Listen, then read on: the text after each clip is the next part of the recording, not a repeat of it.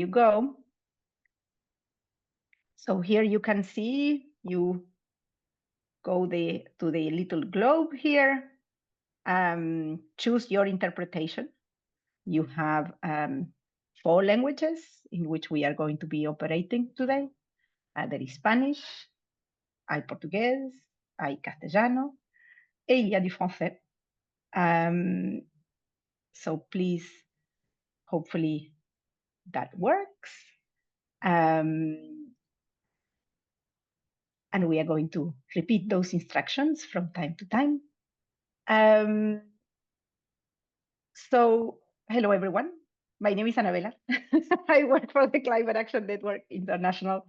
And it's a real pleasure to welcome you to this call, to this meeting that is organized by the Cúpula dos Povos. As you know, it's a global effort spearheaded by the Brazilian social movements, but rallied up by movements around the world. I wanted, as I said, we have interpretation. Let us know if there's anything that is not working in the chat so that we can fix it. I will be co-chairing this seminar with Francisco Kelvin Nobre da Silva. I will let him introduce himself, I guess, in Portuguese. And we will test our interpretation. Go, Kelvin. Olá, bom dia a todos e a todas que acompanham no dia de hoje nosso webinar. Obrigado, Anabela. Eu sou Francisco Kelvin, da Coordenação Nacional do Movimento dos Atingidos por Barragens e da Cúpula dos Povos. E no dia de hoje, junto com a Anabela, vou ajudar na condução, na coordenação dos trabalhos do nosso webinar. Todos e todas sejam bem-vindas e bem-vindos a esse espaço, nosso primeiro webinar do Eixo 3 da Cúpula dos Povos, esse processo de convergência, agora há pouco menos de 2 meses, né, de novembro, da cúpula que acontecerá em Belém, do Pará, durante a COP30. Bem-vindos e bem-vindas. Obrigada, Kelvin. Friends, right now I'm speaking in English. Later I will go back to my language. But to welcome everyone into this space. A few words on what are we going to be doing today that we wanted to share with you, and hopefully this helps walking you through what's coming. So that is sorted now. First, you are going to hear a very quick introduction from Kelvin on the Cúpula dos Povos process and the work that has been done until now on the just, popular, and inclusive transition. Then we are going to have an amazing panel made of voices from different groups and geographies, bringing to us some key inputs on what people's demands on a just, popular, and inclusive transition should look like as we prepare for the Cúpula dos Povos, for the People's Summit.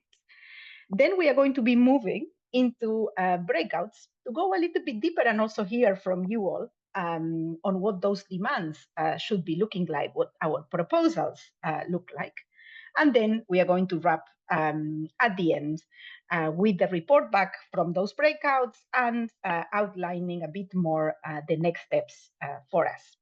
So without further ado, I would like to pass on to Kelvin to walk us in the progress up to now. Kelvin, I can just keep sharing the screen if you prefer, or you can do it. What do you prefer?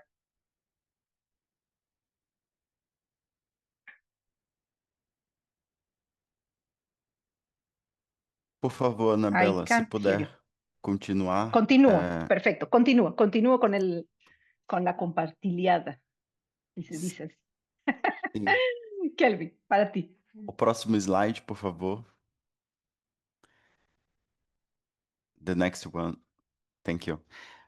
Como a Anabela trouxe, a Cúpula dos Povos é esse processo de convergência que agora há 2 anos, né, tem se reunido, retomado um processo de protagonismo histórico, não só da sociedade civil do Brasil, mas do mundo, diante de grandes e mega eventos, né, no qual a gente tem no Brasil, que retoma desde o processo no qual a gente teve o Fórum Global em 1992, né, com 92 no Brasil, os fóruns sociais, a Rio+20, enfim, todo o processo de cúpula que foi organizado durante as COPs pelo mundo, durante esse período histórico, e tem sido um processo de convergência que tem se dado, em especial, em torno de 6 grandes eixos.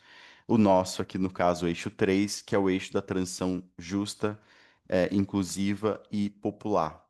Esses eixos, né, assim como o nosso eixo, o eixo 3, tem sido o espaço de convergência dessas organizações, de formulação em conjunta em torno desses grandes temas. E, ao mesmo tempo, tem sido também a principal forma na qual a cúpula dos povos tem se territorializado, que a gente chama aqui no Brasil, ou seja, tem ido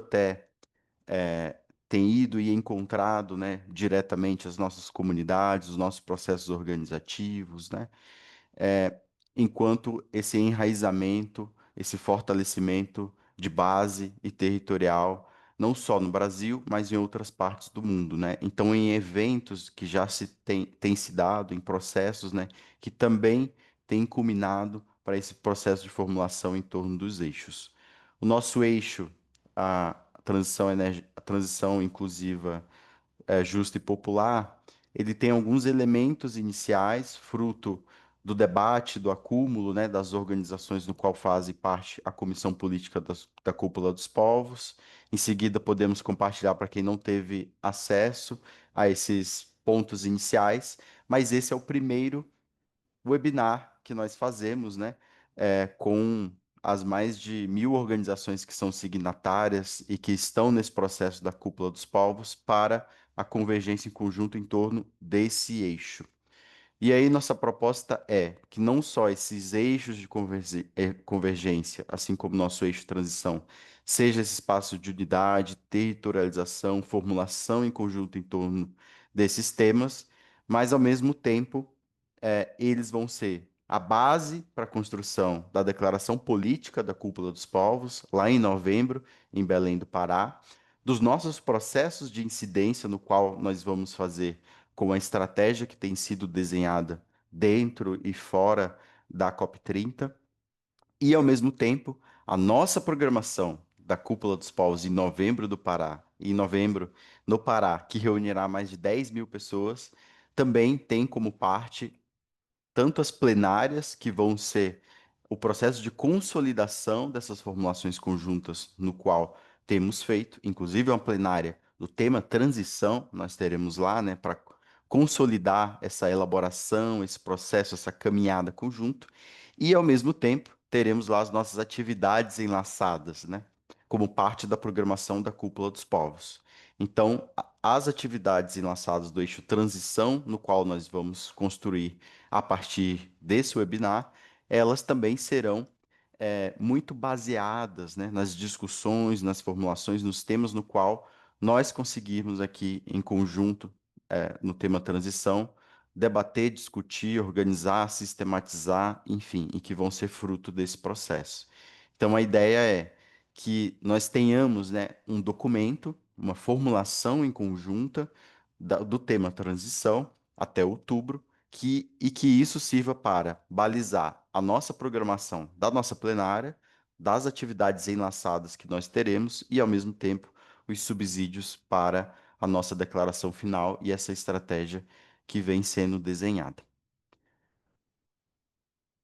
Anabela? Thank you so much, Kelvin, for that quick introduction. You all got in the chat a link to basically that initial work that was starting the conversation on all of the axes, and this is also translated in all the languages. You can access it, have a look. And as you do that, we wanted to kick off our conversation with an amazing panel as I said, coming from very different but convergent social movements, with their reflections on what this just, popular, and inclusive transition needs. What do we need to do? What needs to be done so that we advance a just, popular, and inclusive transition? So we would like to start this panel with Kaira Reze from the Trade Union Confederation of the Americas.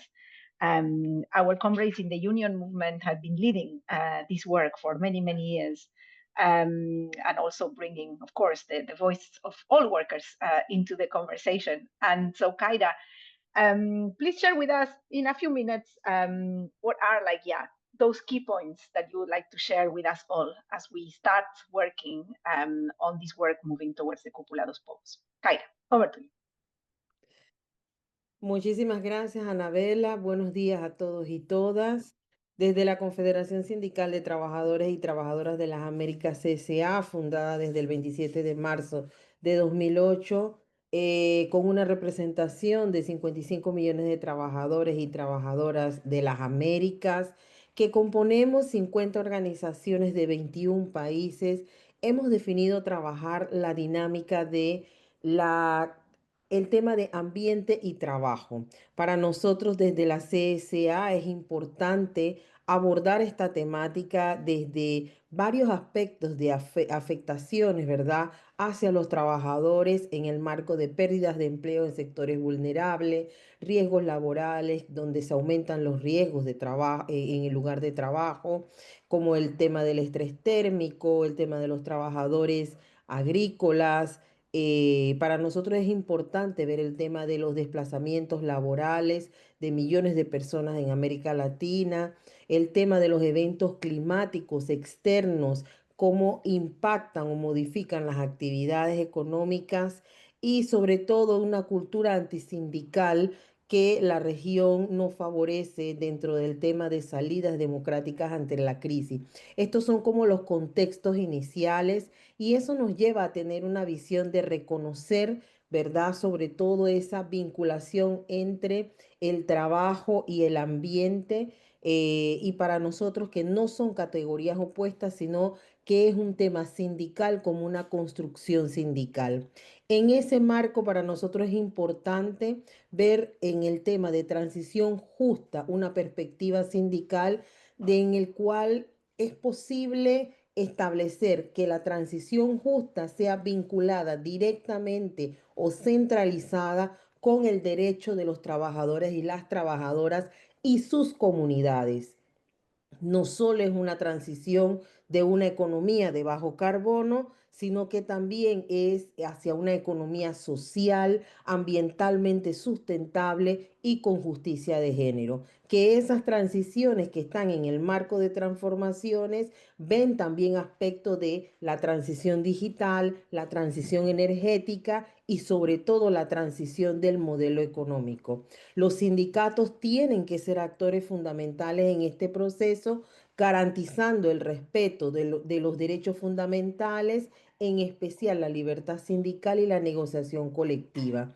Esto categoriza el trabajo como un principio fundamental, central y de alcance integral, viendo aspectos desde lo productivo, lo reproductivo, como medio de vida de las comunidades en los territorios afectados por la transición. Para nosotros desde la CSA es lo que centraliza nuestras demandas, sobre todo este proceso de preparación histórico en las distintas COP, pero sobre todo en esta COP 30 es una centralidad sobre el tema de lo que viene siendo la transición justa, popular, inclusiva, equitativa y feminista. Esta transición justa sobre nuestras demandas para esta preparación que estamos teniendo sobre la COP30. Tenemos una preparación con la Confederación Sindical Internacional, pero desde la CSA con una construcción colectiva con movimientos populares, por eso estamos en este espacio de construcción y en esa demanda que nosotros generalmente acompañamos es demanda por financiamiento climático, por el enfrentamiento a las falsas soluciones, por la falta de cumplimiento de los compromisos financieros, no aún con un nuevo ciclo de nuevos endeudamientos, y defendemos e impulsamos una definición amplia de la transición justa con la centralidad del trabajo y de la justicia social, y estamos en medio de la disputa respecto de alternativas a la crisis climática y las respuestas desde la transición justa. Finalmente, quiero colocar la perspectiva regional sobre la transición justa en la agenda de las negociaciones de las partes, centrados en esa discusión del financiamiento de los programas, sobre todo de transición justa a nivel nacional, incluyendo la demanda de los trabajadores y las trabajadoras, y que impacta una articulación regional con un compromiso mayor de los gobiernos de la región, con una agenda climática definitivamente ambiciosa, pero no luchamos solos. Nosotros como transición, como el concepto de transición justa llega a ser parte de una agenda unitaria de consenso, de movimiento sindical, pero de consenso con movimientos y sectores sociales aliados. Construimos juntos y juntas, estamos en este espacio. Para nosotros es una dimensión con respecto al tema ambiental que vemos en la plataforma de desarrollo de las Américas PLADA de la CSA, pero que marca nuestro trabajo de lucha contra el poder de las grandes corporaciones en espacios como la Jornada Continental por la Democracia y contra el Neoliberalismo, y centra, ¿verdad?, el tema ambiental en el marco de la integración en procesos como la Jornada Latinoamericana y Caribeña por la integración de los pueblos. Por eso ese es nuestro espacio de lucha del movimiento sindical, pero de construcción colectiva también, como parte de las comunidades, como parte de otros movimientos, y no solamente desde una mirada de los trabajadores, pero sí enmarcando la centralidad y la necesidad de centrar en el tema de transición justa el tema del trabajo. Ese sería nuestro planteamiento por ahora, Anabela. Gracias. Muchísimas gracias, Kaira. Y estoy segura que hay también entre los más de 150 participantes que tenemos ahora mismo en el webinar, muchos compañeros y compañeras sindicalistas a los que les damos la bienvenida. Y claramente, tanto ellos y ellas como los demás movimientos, también les damos la bienvenida para que pongan sus preguntas, sus comentarios en el chat también. Y muchas gracias, Kaira, por esta pequeña primera intervención. Sabemos que hay mucho que decir. Quisiera ahora invitar a la compañera Susan Herawati, del World March of Women, para... ¿no se escucha? Me están diciendo que no se escucha. Hey, Susan. Hello. Hello, hello. Hi. Acuérdense todos, está el loguito de interpretación. Recuerden elegir su idioma, aún los que están muy acostumbrados a hablar en inglés, pónganselo en el idioma en el que estén acostumbrados a hablar, a menos que sean políglotas y abren los 4 idiomas. Les recomiendo utilizar los servicios de nuestros intérpretes profesionales ahí en el globito. Susan, del Global March of Women, obviamente no necesita presentación, pero sí requiere el refuerzo de la voz de los movimientos feministas en este espacio de debate sobre la transición justa. Así que, Susan, sus ideas en unos minutos sobre qué necesitamos hacer cuanto antes para avanzar esta transición justa, inclusiva y popular. Susan, over to you. Okay, thank you so much, sister. Hello, everyone. My name is Susan from World March of Women Indonesia. So if you talk about just transition, it's quite challenging uh, term that now we are facing, like in many ways.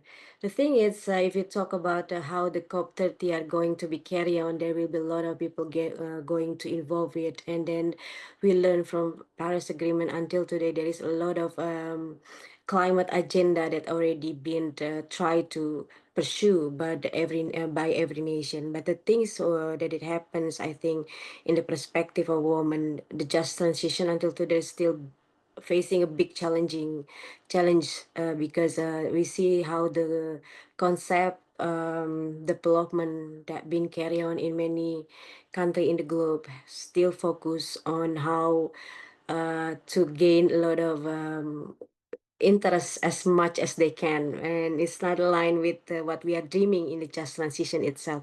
For example, in Southeast Asia, we know there is a big and huge economic perspective, that what we call as green economy, and then also it's now being moved to blue economy. I think this is not only happening in Southeast Asia, in Asia country, but also around the globe. The concept of the blue economy that has been carried on is one of the thing that want to gather between the just transition and also about economic aspect. But the thing is, sometimes in the progress, in the process of how we are going to get the just transition, there is some part of that we have forgot how to ensure that all the women especially become part of the just transition itself. For example, like in deciding what is the concept of just transition, sometimes there is no participation of women but be part of it. The perspective of women has been forgotten.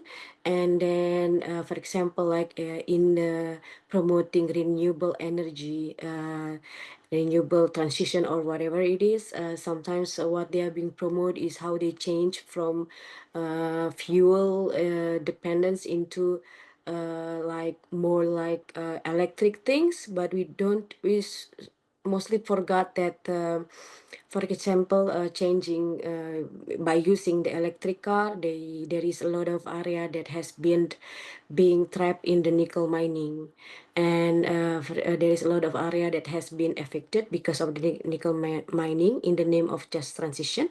And then also there is also the solar panel project that has been carried on, and it grabbed a lot of land and also ocean, especially the silica glass item that has been become the queen of this concept of the renewable energy. The thing is, if you talk about just transition, there is a big question: where is the woman are going to stand in the middle of this? Because what we are see that there is no meaningful participation about this concept, that woman has not been promoted or even getting involved in how they are going to decide what they want to use, what is the thing that they want to propose related to their land and their ocean. And it became a lot of ocean and land grabbing happening all around the globe, especially all the women, inward martial women facing the same problem. The other thing is what we are important that related to the climate, there is a lot of thing that has been promoted, especially related to this fall solution. Some of the big conservation organization, for example, they are promoting about how they are going to carry on the climate agenda without concerning about the right holder. There is a woman, and then they promote. Sorry to say, but they sometimes promote eco-fascist conservation that going to evict women from their land, from their ocean, in the name of the climate. But the thing is, they forgot about the relation between women, the holistic relation between men, woman, in to their land and then to the ocean. That's a problem that has been facing out by all the people around the globe.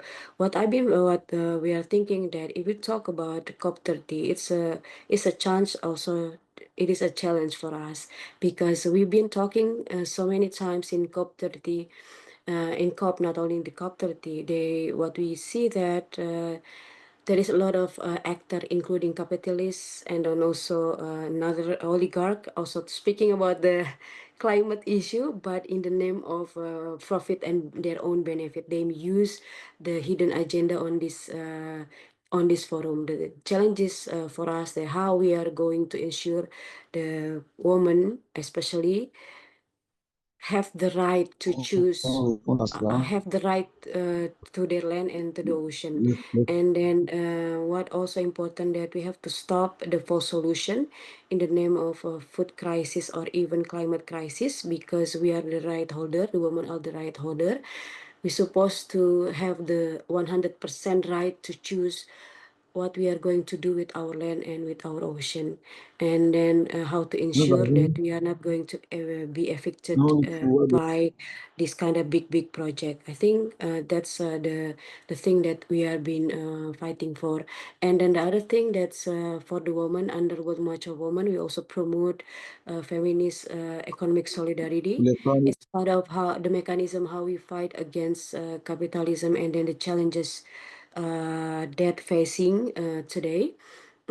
Solidarity, feminist economic solidarity is become the key how the women are going to mobilize themselves, how they supposed to gain their economic life in a very just way.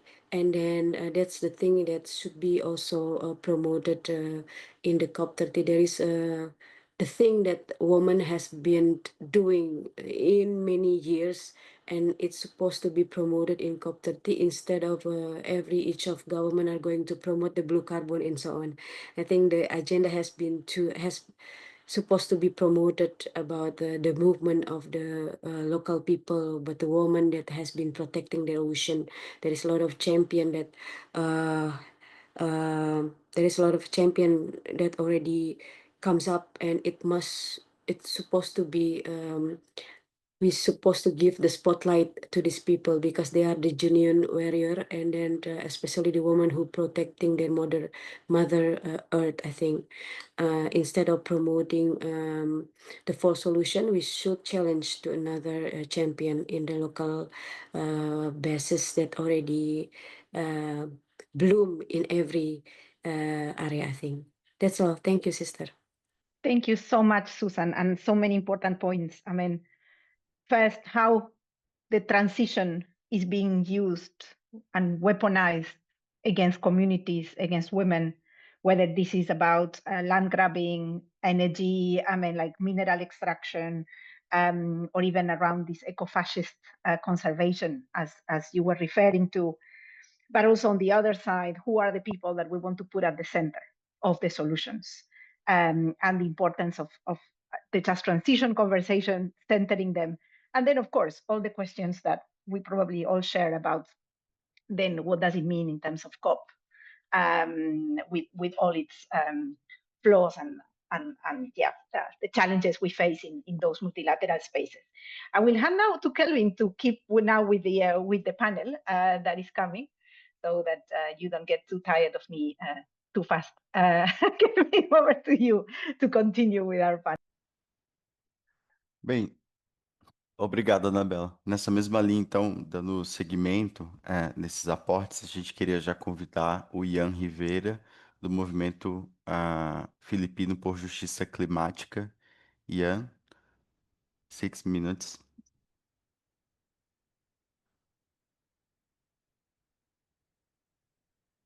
Yeah, greetings, comrades. This is Ian Rivera from the Philippine Movement for Climate Justice.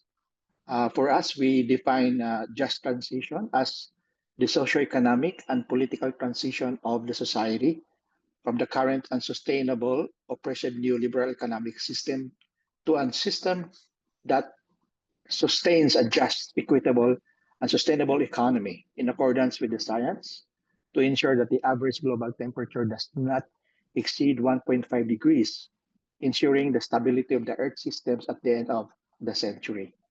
The character of the transition places at its very core the mobilization and action of the workers, the people and the most vulnerable sectors, groups, peoples of the society, ensuring that industrial development for people on the planet does not impede ecological balance, people's rights, and ensure protection from displacement, alienation, from the economy in transition.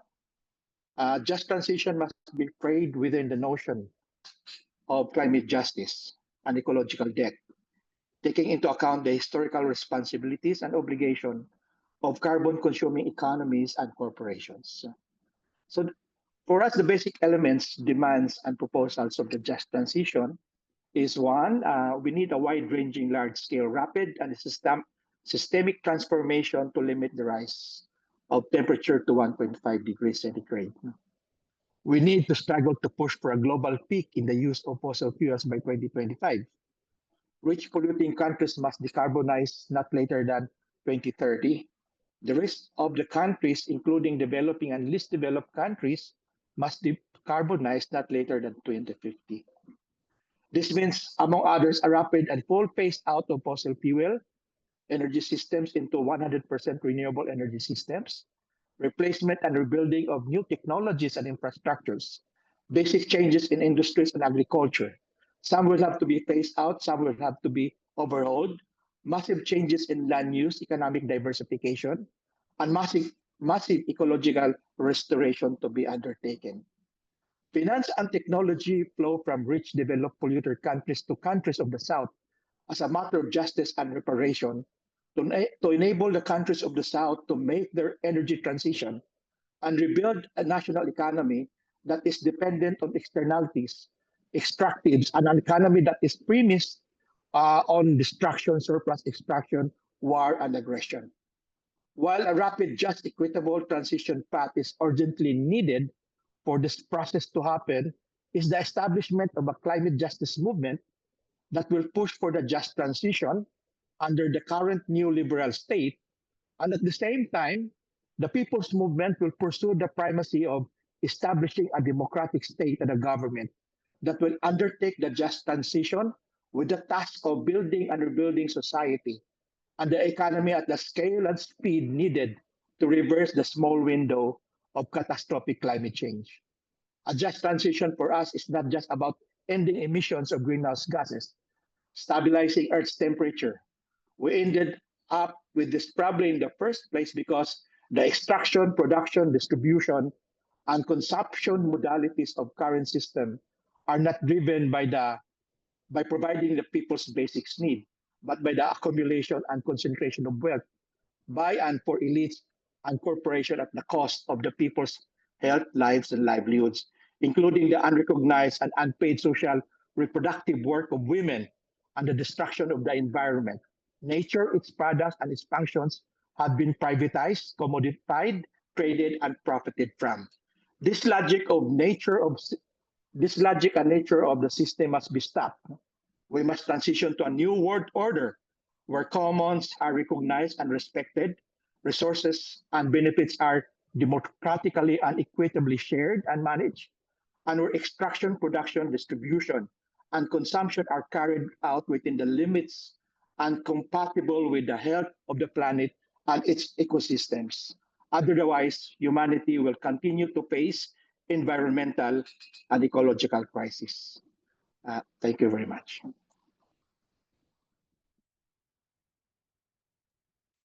Obrigado, Ian. De fato, uma reflexão de uma visão crítica das contradições da guerra e também do neoliberalismo no atual momento, que tem aprofundado a crise climática. E seguindo, nós já queríamos convidar a companheira Marina Agortsimivor, espero ter falado certo, da Africa Justice Transition Network. Marina, por favor, 6 minutos. Okay, thank you, Try. Hello, everyone. It's Marina Agotimivo. Yes, thank you very much. Yes, so for us, it's similar to what Ian just said. We are also seeing like how do we make sure that the definition of just transition is not captured or co-opted by the fossil industry, and then defining our own just transition as Africa. And when it comes to the just transition, one of the main things we are calling for, demanding for in Africa is energy for people, not for profit. Am I going fast? Sorry, Marina. There is a problem with interference with the interpreter. Hold 1 second, because this has been coming over and over, and I don't want you to. Excusez-moi, Élisée. En fait, je sais que vous êtes interprète. Est-ce que vous pouvez vous mettre en muet pour qu'on vous passe dans les canaux d'interprétation, s'il vous plaît, parce que du coup, quand vous parlez, ça apparaît pour tout le webinaire. Donc, je vais vous mettre en mute. Marina, go for it. Okay, thank you. So I was saying that we are actually calling and demanding in our just transition process and definition for energy for the people and not for profit. We are talking about phasing out of from fossil fuels. But it's more about wherever we are going to the new energy that we are calling for the clean energy system. It's about who controls it and who is in charge of it, who owns it. And so we are calling for a community-owned, people-centered renewable energy systems with local access, local benefits, and democratic participation of the people in the communities. And we are also working on how to develop African-led principles and safeguards to ensure that large-scale renewable energy systems do not repeat the harm of the extractive industry. The second thing that we are also looking at is how do we end fossil fuel financing, because it keeps on happening with coal, oil, and gas, and the financing keeps on coming to Africa. So then how do we make sure that the financing is not coming in, but it's actually redirected into financing clean energy rather and community-based energy systems?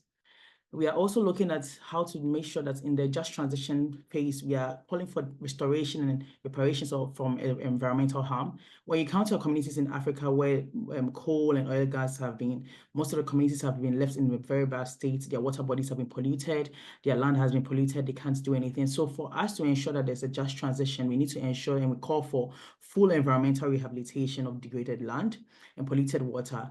And make sure that there's corporate accountability for those who have polluted the land and the environment. We are also asking for and proposing a transition that builds like resilient and caring public systems. For us, we believe that just transition is not just about energy systems, but it goes beyond energy systems. It cuts across healthcare, food sovereignty, transportation, communication. And so if we are talking about just transition, what we need to ensure is that all these systems and all these processes are actually factored in the transition. And it's more about making life better for people and a system change from the system that we have been in that has been a very bad and extractive system. We are also then asking and demanding for democracy and decentralization, more of participation of people and communities in the processes and not decisions made for us without us. We are also talking about our energy systems and our energy systems being designed by ourselves as Africans and not designed for us by other people. When we talk about just transition in Africa as well. The other thing we are also demanding for is economic justice, not just green growth, and that we are calling for a transition that prioritizes people's needs over corporate profit, and that a transition that includes like decent, dignified work and public services for people, and an economic model that doesn't exploit workers, but one that is actually going to help us and take us out of poverty in Africa. We are hoping that the transition, we are planning and hoping that the transition is, if it's just, is going to reduce inequality, but not deepen it as it has been. The other thing that we are also saying is that when it comes to the just transition, we are demanding for a just transition that is centered on inclusion of gender and youth workers, youth and then the workers in the community. So far, most of the time, they have been excluded in all the processes, and a just transition, the process that will make sure that they are included. Gender equity must be embedded in all policies. Youth must be seen as leaders and decision makers, not just beneficiaries. Workers in fossil fuel sector must be protected, reskilled, and included in planning and just transition pathways. The last thing I will say is that we are talking about also the financing that we are demanding for climate finance rooted in justice and not debt when it comes to just transition in Africa. And we are saying that climate finance must come from grant in the form of grants, not loans, and it must flow directly to communities, not through intermediaries and consultants. We are also calling for real funding for loss and damage and adaptation and public services, not carbon markets or corporate greenwashing that keeps on coming up. We are saying this is not just aid, this is justice, and this is climate reparations. And so for us, we believe that for the process to be just, there should be no inclusion in the process, exclusion in the process, but more of inclusion. And we want to also have a just transition where we are not actually building or attending to someone else's agenda, but our own agenda as Africa, that we are building our own system. We are actually building a system which is rooted in justice, dignity, and sovereignty. For us, a truly just, popular, and inclusive just transition must be African-led, people-powered, and grounded in the lived realities of our communities. And we believe that together as Africans, we can build that. Thank you.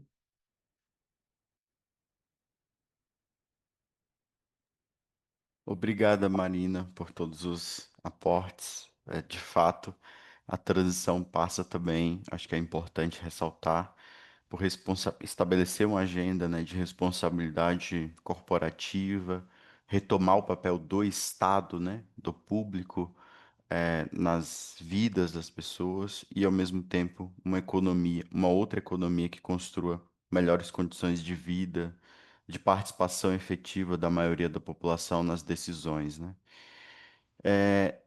E já passando para o próximo convidada, na verdade, antes de informar que o companheiro Tom Goldtooth, da Rede Indígena dos Estados Unidos, não vai conseguir entrar no nosso webinar nessa sessão inicial, então já queríamos passar para a Fabiola Latino, do Coletivo Nacional dos Eletricitários e da Plataforma Operária e Camponesa de Água e Energia do Brasil. Fabiola, 6 minutos. Obrigada, Kelvin. Um bom dia a todas as pessoas aqui presentes. Bom, para poder colocar, né, um pouco da visão da Plataforma Operária e Camponesa da Água e da Energia sobre essa questão da transição energética, primeiro temos que entender quem somos, né? E nós somos uma organização que conseguiu juntar instituições e entidades sindicais, movimentos sociais do campo e da cidade, incluindo eletricitários, o movimento dos atingidos por barragem, professores, trabalhadores do campo do petróleo, estudantes. Para quê? Para que a gente pudesse fazer um debate, né, sobre a matriz energética, não só brasileira, mas também como é que isso se coloca a nível mundial. Dentro da plataforma, nós começamos uma série de atividades na intenção de conseguir encontrar os nossos pontos de convergência, já que temos visões muito diversas, e é o que acontece entre nós aqui, quais são os nossos pontos de convergência com relação ao que é uma transição energética justa. Claro está, né, que nós estamos nesse momento numa crise econômica mundial, que perpassa vários aspectos. É uma crise política, ela é uma crise geopolítica, é uma crise ambiental, chega a ser uma crise moral, em que nós vemos, né, claramente que há um deslocamento da supremacia americana para outros países, os BRICS, mas muito mais forte a China, e que para poder garantir essa supremacia, né, essa hegemonia que antes havia, se colocam processos de guerra, se coloca um processo de genocídio, né, no caso da Palestina, se coloca também a entrada do capital financeiro em cima dos nossos países do sul global, porque uma forma de dominação é também estar presente nos nossos territórios, e essa entrada se dá a partir do capital financeiro para dominar, né, dentro dos nossos países, em especial aqui no Brasil, as nossas empresas privadas e estatais. A partir do momento que você tem o capital financeiro internacional dentro das nossas empresas estatais, acelerando processos de privatização, nós temos presente um outro aspecto do norte global, dando a linha no que é a transição energética, né, nos nossos países. Então, essa transição, para nós hoje, ela está em disputa, né? A solução que tem sido posta para os nossos países, ela não é uma solução de fato e de direito. A solução que a burguesia, que o capital nos impõe, não são soluções. Eles ganham a cada passo dado, inclusive em cima, né, dos nossos territórios. Quando se coloca apenas a mudança de matriz energética, sem pensar isso, com uma integração com os serviços públicos, indústria, transporte, saúde, educação, transferência tecnológica, é dizer, vocês continuarão submetidos à nossa lógica, né? Então, essas questões, elas precisam aparecer quando nós estivermos discutindo a transição energética justa que queremos. Hoje, nós temos a entrada dessas multinacionais, onde elas desapropriam territórios, onde há um processo de grilagem de terras, onde se deixam os impactos sociais e ambientais nos nossos territórios, enquanto eles geram crédito de carbono para continuar poluindo nos seus países. E se nós paramos para pensar no nosso caso brasileiro, pelo menos, em que a nossa matriz energética, né, ela já era diferente do que está posto para o norte global, nós não teríamos a necessidade de um aceleramento nesse processo. Né? Mas e por que o aceleramento? Porque interessa a quem nos domina. Então, nós temos que ter essa visão de que essa crise ela está sendo colocada para nós de cima para baixo e que nós precisamos encontrar essas maneiras, esses pontos de convergência para encontrar essa solução, né, sobre uma transição energética justa, que seja efetiva, que não gere pobreza energética para além da questão climática. Essa solução tem gerado pobreza energética em muitos territórios, tem feito uma distinção racial, de gênero, né, de exclusão desses povos em cima desse processo de transição. Então, nós estamos, pela plataforma, como somos muito diversos, fazendo um documento base que nos leve para a COP30, já que nós estamos trabalhando com um grupo de atingidos, um grupo de campesinos, grupos de trabalhadores do setor elétrico, do setor energético, né, do petróleo. Nós temos professores e estudantes e tentando convergir entre nós posições que possamos estar contribuindo, né, na COP30 em Belém. Obrigado, Fabiola. Sem dúvida, muito importante a contribuição que a plataforma Operário Camponês de Água e Energia, essa articulação brasileira, tem nos dado no último período histórico em torno, principalmente da discussão da transformação, né, ou da construção de um novo modelo energético no nosso país, no Brasil, e também servido de exemplo, né, esse processo de articulação entre trabalhadores, populações atingidas, camponesas, mas também urbanas, né, em um processo conjunto, discutindo, construindo um modelo energético popular que queremos. Obrigado, e já estamos então finalizando. Como eu falei anteriormente, o Tom não vai conseguir estar conosco, então esse é o nosso diagnóstico inicial, né, de falas de diferentes partes do mundo, né, contribuições, e a gente queria então já passar para a segunda parte do nosso webinar, que é o processo de discussão que vai se dar a partir de agora nos break rooms. Eu queria pedir para a Anabela compartilhar a tela, se possível, Anabela. Sí, comparto la pantalla. También una invitación mientras vamos moviéndonos a ese otro espacio para todas las personas que nos están viendo. A lo mejor poner en el chat también cuál es la idea que más se les pegó, ¿no? De todas estas contribuciones. Así vamos también construyendo, sí, bueno, entendimientos comunes de lo que escuchamos. Y para nosotros, en el proceso de síntesis, también nos viene muy bien ver sí, qué se está diciendo. Entonces, pónganos en el chat qué les quedó, qué los marcó de este primer panel. Y ahora comparto también mi pantalla para que vean cuáles son las preguntas con las que se van todos a trabajar. Aquí va. Estas son muy sencillas. Acá vamos. A lo mejor, Kelvin, las quieres leer.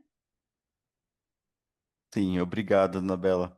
A Anabela fala inglês, depois ela fala francês e depois agora ela foi para o espanhol, né? É ótimo. Muito bem, então. Nós vamos agora, eu acho que como a Anabela nos trouxe, se tivermos elementos já, seria importante mandar no chat, porque a gente tem uma equipe de síntese que também está nos ajudando a pegar elementos aqui, né? Tanto das falas, mas também do chat, para esse nosso processo de formulação conjunta. Vamos então para a nossa segunda parte do nosso webinar, em que a gente vai tentar nos dividirmos em salas para debates e com duas perguntas centrais que vão guiar esse nosso trabalho nos próximos 30 minutos. A primeira delas, se tem elementos no qual as falas aqui pelo tempo também, né? Um tempo curto, apesar de nós tivermos a oportunidade de ter pessoas de regiões diferentes do mundo e de diferentes perspectivas, né? Falas de trabalhadores, falas de comunidades que estão construindo processos, fala do movimento climático, enfim, falas de diferentes perspectivas. Mas a primeira questão é, então, se tem elementos importantes no qual não surgiram aqui nessas falas de diagnóstico, de debate, das construções no qual a gente tem feito. Então, esse é o primeiro ponto. E o segundo, frente a esse diagnóstico no qual nós tivemos aqui, frente a essas realidades no qual os nossos painelistas também nos trouxeram, né? Como nós podemos transformar e em conjunto, né, em forma coletiva essa realidade, né, e construir de fato uma transição que dialogue, né, com todas as experiências, as lutas e com essas diferentes perspectivas também. Então, dos trabalhadores, das comunidades, dos setores impactados por essa transição. Então, a ideia agora, a Anabela vai orientar os break rooms, mas essas duas perguntas são as perguntas centrais para a gente discutir em cada um dos break rooms. E aí, nós vamos ter, então, em cada uma dessas salas, a sala em espanhol, inglês, português e francês, alguns companheiros e companheiras que vão nos ajudar também na relatoria e trazer alguns pontos, né? Porque também em 30 minutos é pouco tempo para discussão e, ao mesmo tempo, é pouco tempo para escrever tudo, sistematizar tudo. Então, esses companheiros e companheiras vão nos ajudar a trazer pontos centrais só dessas discussões dos break rooms. Mas fiquem tranquilos que a ideia é termos todo o relatório e aí nos debruçarmos nos próximos dias sobre ele no eixo. E aí nós vamos ter em cada uma das salas os companheiros que vão, então, nos ajudar, e aí para todos terem a informação, do espanhol, a Lala da TUED e o Ivan da CSA que estão aqui vão nos ajudar a organizar esses pontos. No inglês, o Leon, que está aqui, do Aruante, e eu posso ajudar também, que eu não vi o João Pedro por aqui, ou eu ou a Anabela, talvez. Português, o Gilberto Servinski, que está aqui do MAB, e a Natália, da Marcha Mundial das Mulheres do Brasil, vai ajudar. E do francês, a Marie, que não vi se está aqui, a Anabela pode confirmar, vai Sí, sí, ajudar. está. Está muy activa en el chat. Ah, sim, ótimo. Vai ajudar, então, nessa síntese desses pontos centrais. E passo, então, para a Em, Anabela, para nos ajudar sí, nas un poco orientações. para compartir la instrucción principal, porque esto no era nuestra idea original, pero como movimientos sociales sabemos adaptarnos a las circunstancias. Ahora vamos a compartir un link que básicamente los va a sacar de esta llamada y nos va a llevar a los breakouts, ¿sí? Si tienen algún problema en esa transición, que espero sea justa, nos dicen. Todos tienen algún contacto y si no, a ver, podemos a lo mejor por cualquier cosa que pondríamos como contacto. O sea, para que nos vean. Y Marta, gracias por el corazón. Bueno, en fin, cualquier cosa, si no, o sea, nos mandan un mensajito, un mail, o sea, cualquiera de los coordinadores, de la gente que los invitó a este evento. Voy a pegar el link. En cuanto cliquen en ese link, se van a otra llamada donde van a ir a los grupos de trabajo, ¿sí? O sea que nos vemos ahí en un momento y nos vamos a distribuir por idioma en ese espacio. Y luego volvemos todos juntos para hacer el report back. ¿Estamos de acuerdo? Bueno, a ver, ahí va el link. Cruzamos los dedos.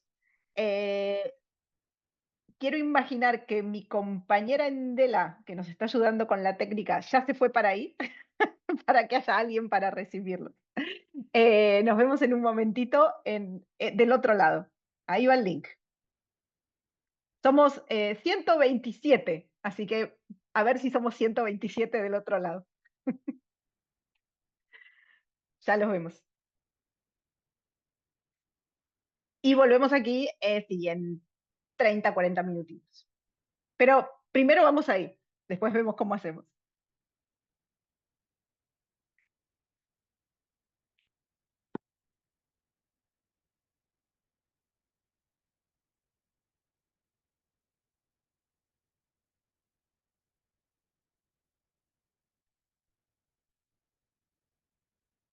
Andrea, all this Francesca thesis, I have to take a picture of it.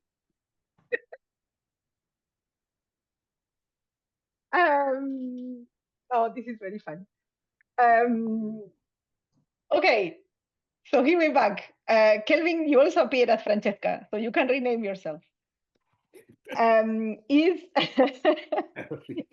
the interpretation working? Can you just let me know?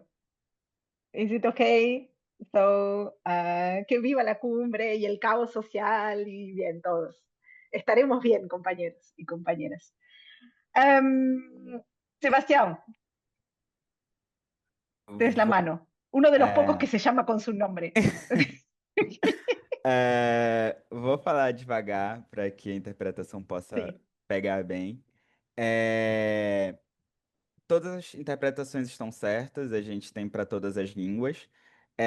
Só vou pedir que as pessoas que vão falar agora, que vão trazer os relatórios dos seus break rooms, que falem no começo, né, antes de começar a sua fala, que língua irão falar e que só falem apenas uma língua, porque aí fica mais fácil para os intérpretes, para não ficar falando duas línguas, ficar fazendo mixagem de línguas. Então, que falem apenas uma língua, tudo bem? Todo bien. Voy a hablar en castellano hasta el final. Compás, gracias a todos por haber vuelto. Lo que vamos a hacer ahora es escuchar algunas reflexiones breves de los compañeros y compañeras que hicieron la facilitación de los pequeños grupos de trabajo. Lo pueden hacer en el idioma en el que trabajaron o en cualquiera que ellos quieran y ellas quieran. Y luego compartiremos un poquito cuáles son los próximos pasos en este proceso hacia la cúpula dos povos. Podemos empezar a lo mejor, no sé quién quiere ir primero, o sea, el equipo en inglés. Leon, ¿andas por ahí? Yes. Yes, thank you, Annabella. I'm Leon speaking in English, although I'm listed as Francesca. I don't know how that's happened. How long do we have? Like 2 minutes? Yeah, a couple of minutes. Okay. Yeah, in our group, we had a great discussion around the corporate transition that is the one that's being sold to us by mining companies and lots of governments, which is based on extraction, displacement, dispossession. Sorry, I got distracted again by seeing my name as Francesca. No, and a people's just transition, which incorporates the many different ways in which communities have resisted these mining projects, the acknowledgement of different understandings of not development as such, but of what it means to live a human life, I guess, in terms of people not measuring things solely in terms of economic value and growth and expansion, an understanding of the need for sufficiency of both energy and consumption of material goods, so that for many people there is an overconsumption of unnecessary and harmful products, particularly mainly many people in the north and in the rich parts of the world. There was an acknowledgement of the fact that for lots of people, the periphery core relationship, the north-south dynamic, reproduces itself also in richer countries. So you see parts of Italy, for instance, where heavy industry is being placed and among more marginalized communities. And so, yeah, but a lot of discussion around extractivism and the models of transition that are being promoted and how important it is to challenge those arguments that are made in favor of continued extraction and exploitation. Also, an acknowledgement of the need for a gendered analysis or analysis of the gender dimensions of work and the unpaid labor of social reproduction, which is disproportionately undertaken by women, and that an acknowledgement along with that it's not just that the transition cannot just be about energy, it also has to be about social reproduction, care, and it also has to acknowledge the health benefits of a true just transition and the harms of the unjust transitions, whether those are people whose rivers are being polluted in Zambia and having to take mining companies to court, or whether that's people who are opposing the gas production and pipeline in more wealthy countries. I think probably that's about 2 minutes, right? And sorry, final point, if you permit me, a lot of enthusiasm and hope around the People's Summit process as being one in which we can articulate the unified no and the many yeses of the alternatives that we need to weave to challenge this corporate transition. Thank you, Leon. And yes, there were also suggestions about trying to use the People's Summit as the place where we have the tough conversations as well, the ones that we struggle a little bit sometimes. And that I thought it was a good point from Kirtana in that room, in the little bit I just navigated. I'll pass back to Kelvin to continue with the coordinating the report backs. Kelvin.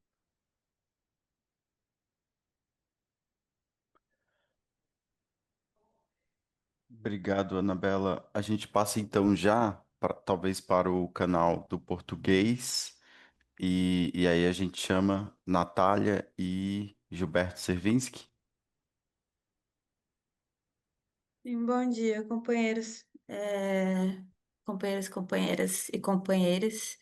O Gilberto fez a facilitação do nosso grupo e eu fiquei responsável por relatar e trazer o resumo da conversa para vocês. Então, eu sou a Natália Lobo, da Marcha Mundial das Mulheres, e vou fazer a apresentação em português. No nosso grupo, a gente teve um debate grande sobre as palavras, né, os termos que a gente usa quando a gente está falando desse debate, fazendo esse debate. Então, tiveram muitas falas que trouxeram elementos sobre, por exemplo, o fato de que, da nossa perspectiva popular, a gente devia estar falando de transformação energética e não de transição, porque a gente não quer transicionar dentro desse sistema capitalista, a gente entende que é uma questão de modelo, então a gente deveria focar no uso da palavra transformação e não ficar na lógica da transição. Também se falou muito sobre criticar o que tem sido, na realidade, uma transação energética e não uma transição de modelo de fato. Também nesse debate sobre os termos, a gente falou bastante sobre a necessidade da gente usar a palavra popular, então falar de transição justa e popular, porque usar essa palavra nos coloca mais no campo dos movimentos sociais, da esquerda, do campo popular de fato, demarca mais qual é a nossa posição nesse debate. E também que a gente tem que deixar bem claro o que a gente entende por justo, porque muita gente, muitos campos têm usado o termo transição justa, mas entendendo o que é justo ou o que não é justo de formas muito diferentes. Então, que a gente também tem que sempre demarcar o que a gente entende por justo nesse debate. E também lembrar que não é só uma transição energética. Então, quando a gente está fazendo esse debate, lembrar também dos sistemas alimentares, da questão da mudança no uso da terra, de muitas transformações ou transições que a gente precisa fazer que não estão só no campo da produção de energia. E sempre, né, todas as falas reforçaram o fato de que a gente está transicionando ou fazendo essas mudanças para mudar de modelo, né? Que a gente não quer ficar dentro desse modelo capitalista que está na mão das empresas transnacionais. Então, que se trata, acima de tudo, não de uma mudança tecnológica ou só de uma mudança de matriz de produção, mas de uma mudança de modelo. Aí também foi falado que essa ideia de transição justa não foi criada pelo Sul Global e que a gente precisa, do nosso campo, pensar nas propostas que vêm de fato do Sul Global, qual é a nossa agenda política, qual é a nossa elaboração sobre esse tema, que se relaciona com o que eu estava falando anteriormente. Também foi falado sobre a importância da gente trazer a necessidade da superação de todas as opressões quando a gente está fazendo esse debate. Então, pensar que a transformação não pode manter as opressões de classe, gênero, raça, não pode reforçar o racismo ambiental nos territórios. Então, que todas essas questões precisam estar dentro desse debate. Foi falado sobre a importância de reter a expansão dos combustíveis fósseis, né? No Brasil, são um debate que tem sido bastante pautado no último período e é um debate central. E também a importância de trazer a voz dos territórios para os nossos debates, né? Então, trazer a voz das comunidades, das pessoas nos territórios, tanto atingidos por processos de exploração de combustíveis fósseis, mas também processos de exploração de energia renovável, trazer essas vozes dos territórios para o debate. A gente colocou também a importância da gente desenvolver mais o que a gente entende pelo tema da democracia energética, que é uma coisa que está no conteúdo do nosso eixo, mas que a gente precisa desenvolver mais o que a gente entende por isso. E também trazer a importância da dimensão da participação da sociedade civil, dos movimentos sociais, da participação popular na construção dos planos públicos, né, dos planos dos governos sobre esse tema da transição. Então, o nosso grupo era bem brasileiro, e aí a gente falou do exemplo do Brasil, né, que o governo brasileiro tem feito um plano de transição energética, que já foi lançado há mais de um ano, mas que tem sido feito de uma forma muito centralizada, sem considerar a participação da sociedade civil, então que precisa visibilizar essa participação, inclusive aproveitando o fato de que o governo brasileiro está na presidência da COP desse ano para pautar esse tema, a importância de liderar pelo exemplo. A gente falou bastante da geração descentralizada de energia, né? Uma alternativa que muitos companheiros e companheiras trouxeram. A gente pautou que é uma forma de geração de energia que a gente aposta muito, mas que também a gente precisa. É uma forma complexa de geração de energia que, quando a gente faz esse debate, a gente também precisa avaliar ele como um todo. Porque a descentralização de energias renováveis, que são bastante instáveis, são dependentes de baterias, e aí a gente toca também no tema da mineração, então que a geração descentralizada, apesar de ser uma coisa que a gente defende, ela também não acontece sem impactos, e que quando a gente faz esse debate, a gente precisa fazer o debate inteiro, né?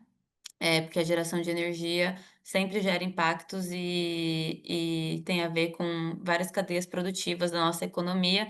Então, a importância da gente se aprofundar mais nesse debate. Também foi falado da importância das salvaguardas socioambientais na geração de energias renováveis, do fato de que a lei do licenciamento ambiental, né, foi aprovada agora no Brasil, permitindo muitas formas muito impactantes de geração de energia, então que é um tema que a gente precisa trabalhar sobre, esse tema do licenciamento ambiental. E que é importante a gente incidir sobre as políticas públicas, né, em temas como, por exemplo, o apoio à geração de energia descentralizadas, outras alternativas que a gente defende, que a gente precisa atuar aí também para que elas sejam apoiadas por políticas públicas. É isso. Obrigado, Natália. A gente vê que tem muitas similaridades já, né, aparecendo entre os eixos, né? O papel dos trabalhadores, a participação, retomar o papel do Estado, enfim, várias similaridades já. E aí a gente queria combinar se a gente pode ir mais 5 minutos. Havíamos estimulado às 11 para a gente finalizar, mas queríamos estender mais um pouquinho, 5 minutos, para a gente encerrar o canal que falta espanhol e francês, tá bem? E aí, talvez já pedindo para vir, talvez o espanhol, Ivan, eu creio, e aí pedindo já para que, se aparecem essas similaridades entre o que já foi colocado do grupo inglês e também português, talvez aí a gente deixa para o processo de síntese. E aí a gente vai trazendo os pontos talvez que não apareceram, que dialogam de outras formas. Sí, gracias Kelvin, compañeras y compañeros. Sí, hay bastante, por suerte, similaridad en la visión, en los aportes respecto a la construcción. El grupo era un grupo bastante sindical, y tiene una fuerte carga de representación de los sindicatos de la región, pero también, y además también compañeras y compañeras de otros sectores y varios países de América Latina y también un representante del Estado español. Además de lo que ya se mencionó, yo creo que podemos destacar la idea de que las respuestas son articuladas, que tienen que ver con diferentes niveles, que es fundamental pensar una respuesta donde el Estado tiene un papel, que es imposible pensar en cualquier modelo salida, sobre todo si es democrática e inclusiva, de una respuesta a la crisis que tiene que ver con la transición, sin que el Estado pueda tener un papel protagónico sobre la cuestión de la propiedad pública de la respuesta, en particular de la cuestión de la energía, del contenido de una transición democrática justa y popular, con las características que ya fue mencionada, de la presión que enfrentamos respecto del el marco normativo privatista, neoliberal, herencia de los tratados de libre comercio, que siguen siendo la marca fundamental, en particular, por ejemplo, del programa de inversiones de Global Gateway, que está siendo implantado en los países a partir del Acuerdo de la Unión Europea, América Latina, o CELAC, de lo que significa la disputa en la región por territorios para la explotación de bienes comunes, pero especialmente al servicio de la agenda de guerra, el papel de los Estados Unidos y de la industria militar en la apropiación de tierras raras y de recursos, petróleo, energía y otros, del papel de los gobiernos de la región, en particular El Salvador y otros, para ser parte de esta construcción de una agenda autoritaria.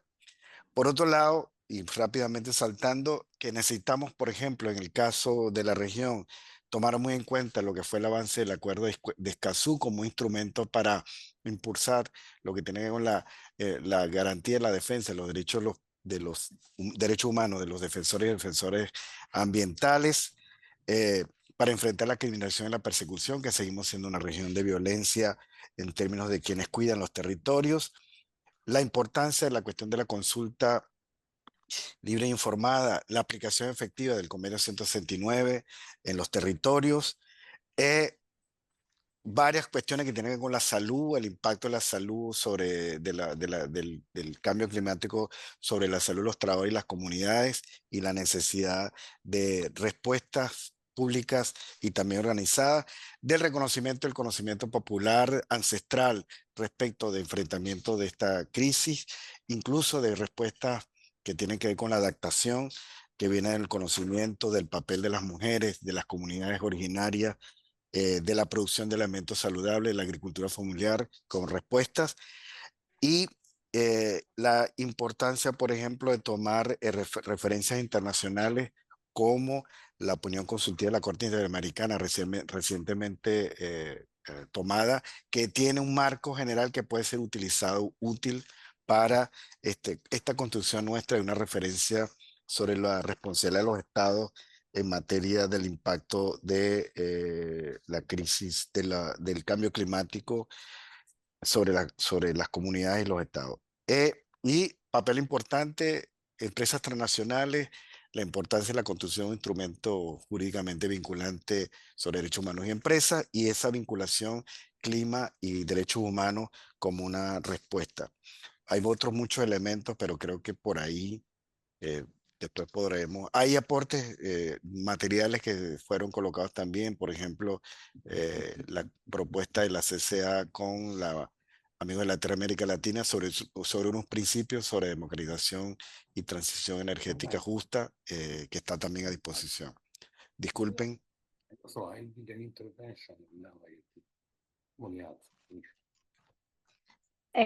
Gracias, Iván. Muy bien. Marie, y prometí hablar solo en un idioma, así que... Oui, merci. Je vais rapporter en français. Donc, activer l'interprétation. Donc, dans le groupe des francophones. Sí, attends, A minute, Sébastien, baixinho. A on Marie, n'a ela pas... sabe we- falar inglês? Porque a gente não Yes, solicitou Marie, para o Marie francês. can do it in English. Yes, Okay. Marie, please. So, false alert, sorry. So I'm going to report back in English from the French-speaking group. So we started by elaborating on mineral extractions and how this is so central to the transformation because of all the different aspects of the impacts on polluting waters, more greenhouse gas emissions when the minerals are treated, the land grabbing related to it, and also the fact that mine expansion are preventing sustainable models to emerge, such as agroecology and all this economy that we want to see happening. We also elaborated on the concept of energetic sovereignty, which is less well known than the concept of food sovereignty, that has been at the heart of many struggles in the past. But energy sovereignty is also a way to think how we end our dependence on minerals and the fact that we are wasting so much energy. So we have this impression we need more energy, but for what? So we really expanded on this connection with the land and with how we also need to end monocultures, for example, for food sovereignty and also energy sovereignty. And on the solutions, how we work together, a few ideas there. We spoke a lot on the link between debt and extraction, how countries are forced into doing more extraction because of the situation of debts. And one of the demands, for example, for COP30 could be to have real transparency on mineral extractions, and so that we can link with the situations of the countries. Many solutions, very practical as well, from organizations to work with diasporas.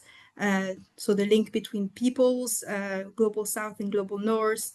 And I liked very much this example of what is done in West Africa with agroecology boot camps, with activities on how to produce biopesticides, for example, and also so the practice, but also the theory and this ideology of consuming less resources and working on peasants' rights. And also the very practical avenue we have to work with workers is to insist on the impacts on their health. So including for workers who are already working in the fossil fuel sector or else. I'll stop there. I have many notes. I will share with the facilitators after. Thank you so much, Marie. And I will speak in English now. Because we are reaching the end of our webinar and we wanted to stay in touch because, of course, we didn't expect this workshop to cover everything and agree on everything. So this is what's going to happen. We are going to be bringing all of these inputs together. Oh, what's happening here? My computer is, here it goes. We are going to be bringing all these inputs into an updated document, you know, the one you saw at the beginning. Now this has to evolve with all of your inputs. And we are going to be communicating with all of those that want to be involved through that little QR code in WhatsApp. For the ones that are used to QR codes, you can now take a picture. For the others, we are sending right now in the chat the link to the WhatsApp group. There we are going to keep everyone informed on the evolution of the document. Let us also know, either each one of the coordinating organizations or in the group, if you are organizing events between now and Cúpula dos Povos, because we are building a calendar of events related to just popular and inclusive transitions. Do also share with us any inputs that you think is relevant for this conversation, because the People's Summit and the Political Committee is gathering also all sort of inputs that are relevant for building up our declaration. On more like concrete things as well, next 3 days there are going a global mobilization going, of which this event is also part of the Draw the Line mobilization. There is more information about it if you want to communicate about just transition in that context. And for the ones interested in mobilizing towards COP, different groups from the different organizations and collectives that have been part of this event are also organizing towards that space. And there you can find initial link on those demands, and based on your interest, we can have also a separate conversation about what this convergence means also in that space. But that's separate from our organizing effort as part of Cúpula dos Povos, which is about building our own demands, our own expectations. So there we are. I wanted to particularly thank the interpreters that have been amazing and patient and allow our work together around the world.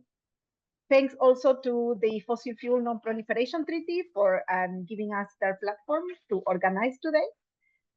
Thank you also to all those in the backstage helping us making this happen, our speakers and facilitators, and of course you all, that despite us being 10 minutes late, you are still with us in many, many numbers. So that's really very encouraging. We're looking forward for building something really strong at Cúpula dos Povos and beyond. So stay in touch, connect to the WhatsApp group so that we stay together there. You probably saw already the link. There are many, many links, but I'm copying that again myself, that I'm not called Francesca D'Artesi. And you can see this is Anna sending. And so go there, and we are going to continue the conversation from there. Kelvin, you have the last word.